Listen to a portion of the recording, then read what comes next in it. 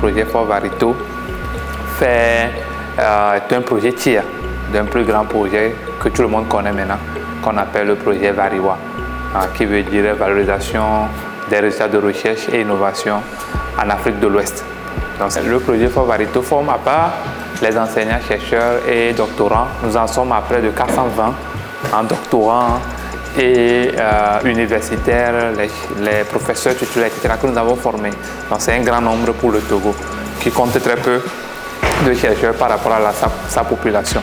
Donc le projet Fort Varito a pour objectif principal de former les acteurs de la recherche et innovation sur quelques notions qui vont leur permettre de mieux valoriser leurs résultats qu'ils vont trouver dans leur innovation et invention. Donc nous sommes en train de former des innovateurs. Donc comme je le dis, l'invention, tout le monde peut inventer.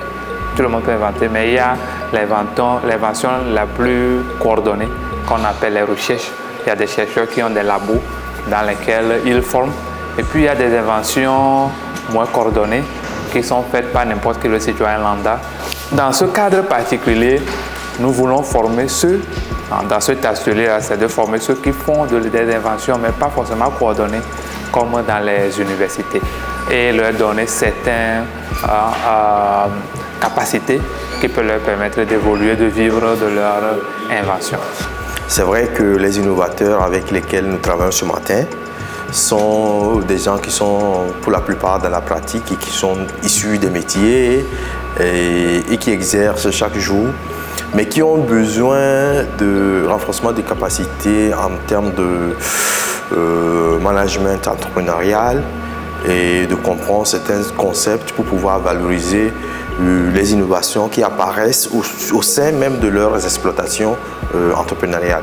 Moi, ça me permet de revoir les plans d'affaires que nous avions essayé de mettre en place et de voir, comme on le dit bien, voir les forces et les faiblesses et dans l'environnement ce qui se passe, surtout comment faire pour regarder le côté des dépenses, les entrées, comment les gérer, les plans de trésorerie, tout. Ce qui est encore plus pour nous, c'est de savoir comment s'y prendre, comment préparer un modèle business dans le plan d'innovation ou bien un plan d'affaires, c'est-à-dire faire l'étude du marché et faire le compte d'exploitation, son plan prévisionnel et aller vers les investisseurs ou les bailleurs de fonds éventuels.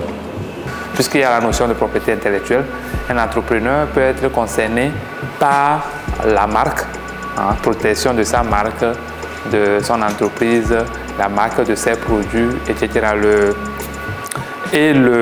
L'innovateur peut être concerné par le brevet de son invention. Il faut qu'il le brevette. Le dessin est un modèle industriel au niveau de la propriété intellectuelle. En fait, la propriété intellectuelle nous amène à avoir un droit d'auteur sur quelque chose.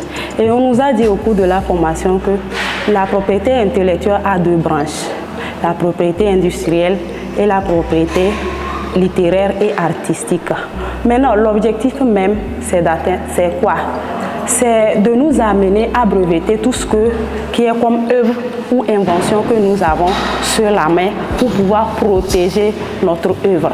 Comment faire une demande à l'office de la propriété intellectuelle? Il y a plusieurs personnes qui ne connaissent pas le lieu, qui ne savent pas qui a un siège, qui a une organisation ou qui a une institution nationale qui s'occupe de la propriété privée. Plusieurs inventeurs ont peur du coût du brevet. Or, pour le moment, ces coûts sont subventionnés. Voilà, dans notre pays, le brevet est subventionné jusqu'à 90%. Voilà, donc ce qui encourage les chercheurs, les innovateurs à mieux se lancer dans cette initiative. Après, maintenant, on les a donné quelques notions de transfert de technologie. D'accord? Quand un inventeur invente, est-ce que lui-même il veut vendre son invention ou bien il veut entreprendre? Donc le transfert de technologie consiste en le fait qu'on puisse transférer par exemple des résultats d'une technologie, d'une belle invention d'une entreprise à une autre entreprise et y compris aussi tout ce qui incombe, tout ce qui va avec cette technologie, par exemple les droits de propriété intellectuelle et autres. Et eux aussi ils sont compris dans ce transfert de technologie. On a constaté que le premier pas, c'est de pouvoir protéger son invention ou bien son innovation. Et là, on peut facilement mettre ça sur le marché parce que tu ne peux pas aller vendre ou bien transférer quelque chose qui ne t'appartient pas. Le projet PPVRI va aider. Donc, on espère que ces projets qui ont pour durée de vie 2 ans pourront trouver un moyen d'être là, de continuer par survivre et d'être de leur côté pour les accompagner pour leur émergence. Cette formation vient à point nommé parce que j'ai l'information adéquate pour pouvoir, dans mes futures innovations ou mes futures créations, savoir exactement où aller et quoi faire. C'est vrai, il y a plusieurs recherches, il y a plusieurs innovations qui sont là, que les jeunes sont en train de faire sortir, mais ils n'arrivent pas à mettre ça en valeur parce qu'il n'y a pas le cadre qu'il faut. Maintenant, cette formation, moi particulièrement, me permet de rentrer en contact avec d'autres innovateurs, de gagner de l'expérience des uns et des autres pour pouvoir synchroniser tout et voir qui peut m'aider dans quoi et à qui je peux aussi apporter de l'aide.